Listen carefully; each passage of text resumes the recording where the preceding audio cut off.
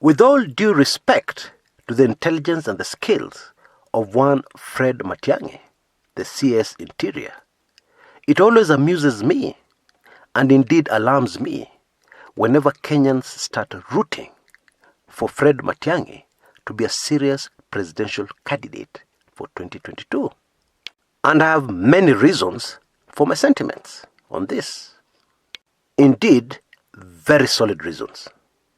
Now, recently, during a burial in Nyaribari Masaba constituency in Kisii, Raila Odinga responded to the mounting pressure that has been going in his direction to name Fred Matiangi as a presidential candidate for 2022, and indeed to back a ticket that would have Fred Matiangi as a presidential candidate in 2022. Raila's very skillful, politically skillful response left the people in Kisii happy. In other words, he left them happy, or made them happy, without really saying anything on this matter. Raila said that Matiangi was his son, was like a son to him, and therefore he would always guide him appropriately. He knew what was best for him. And by the way, Fred Matiangi was at that meeting. And when he spoke, he emphasized that he's very serious with his job as CS Interior. And nothing more. Quite rightly so, he steered clear of politics because he's not supposed to be a politician. Now, there's absolutely no doubt that Fred Matiangi has become one of the most powerful individuals in the country. Indeed, there are those who say he is number 2 to the President of the Republic of Kenya. In other words, if you're working in government and the President of the country calls you, you fear and you stand up on your desk, even though the President cannot see you on the other side of the line. In the same way, these days, when Fred Matiangi calls you, you stand up, you fear. But if Deputy President William Samoei Ruto calls you, you remain seated. That is the reality in government today. I'm not saying it is right. I'm not saying it's a good thing. No. I'm just reporting on the current reality. Now, if you don't share my sentiments on the suggestion of Matiangi being in the ticket for the presidency 2022, chances are that you have forgotten or you're not aware of the circumstances under which Matiangi was appointed CS Interior. The inside story behind that appointment is even more revealing and instructive. And it is very closely linked, so closely linked that it cannot be divorced from the story of a man who used to be called Major General Joseph Nkaissery. That is the immediate predecessor to Fred Matiangi. Now, my very sincere apologies from the bottom of my heart, because I don't like keeping people in suspense. I don't do it deliberately. I don't enjoy leaving people hanging. However, this information, as many of you will already have guessed, is highly sensitive. But the good news is that you can get it. Oh, very easily. In fact, at the moment, more easily than usual. How? By joining the weekly intelligence briefings. Now, we have a current special offer here, which is almost coming to an end, where you will only need 2,999 Kenya shillings to get a full year subscription to the weekly intelligence briefings. You can see the details on your screen right now.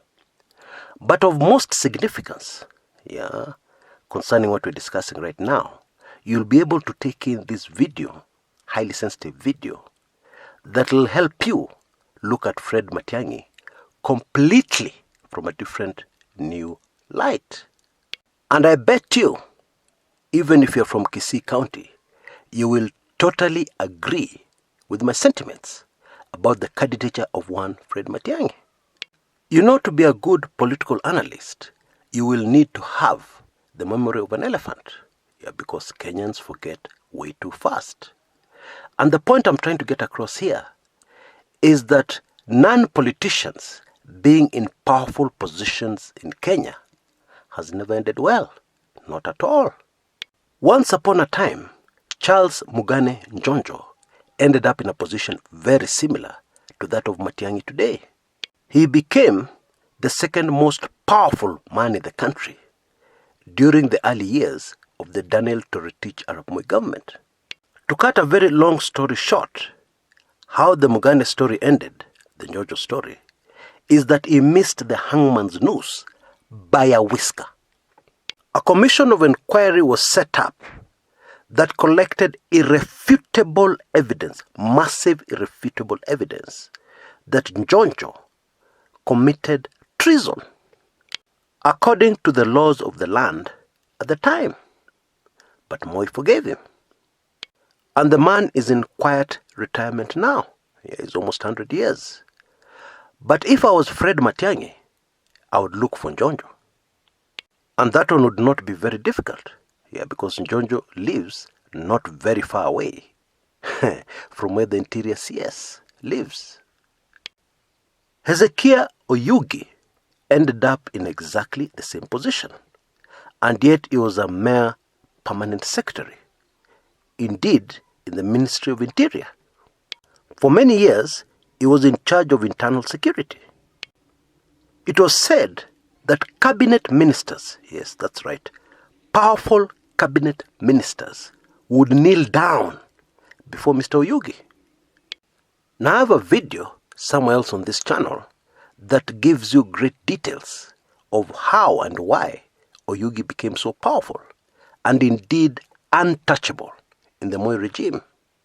And I've put a link to that video on the top right-hand corner of your screens right now. Click on it, put it aside. When we're through here, you can go directly there and take in the super fascinating story of Bwana Oyugi.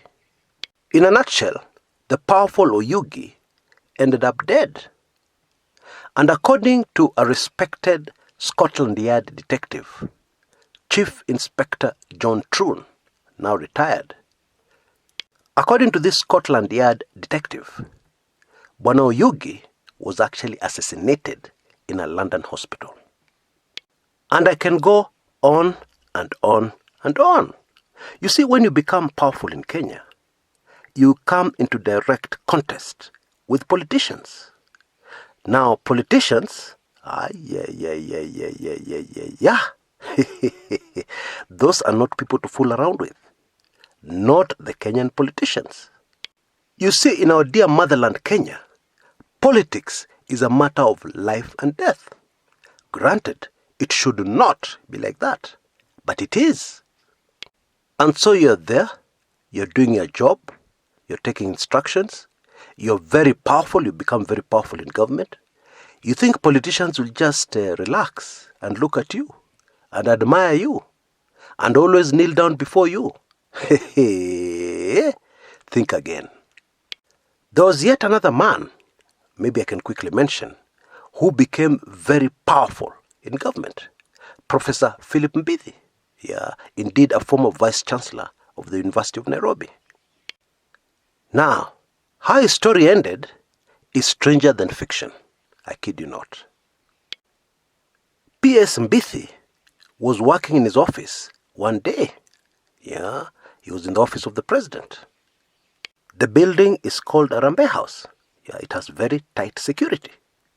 Quite rightly so, because it is the office of the president. The president himself is rarely there. But some very powerful people close to the president work from that office. And then suddenly, Bwana Mbithi was attacked by forces he could not see. And these forces started strangling him. For real, he was dying. But fortunately for the good professor, his wife walked in, and she was a spiritual woman. She knew immediately what was happening. And she used the power she was carrying, the power of our Lord Jesus Christ, to deal with the situation. And Mbithi, very badly shaken, he could hardly breathe, ended up recovering. Now, you don't have to believe that story. You don't have to. Yeah, many people believe that evil forces who are invisible don't exist. That's okay. Yeah, let's not turn it into an argument. Let's stick to the politics as closely as we can. Now, shortly after that bizarre incident, Bwana Mbidi went to State House and had a very long meeting with the retired President Moi.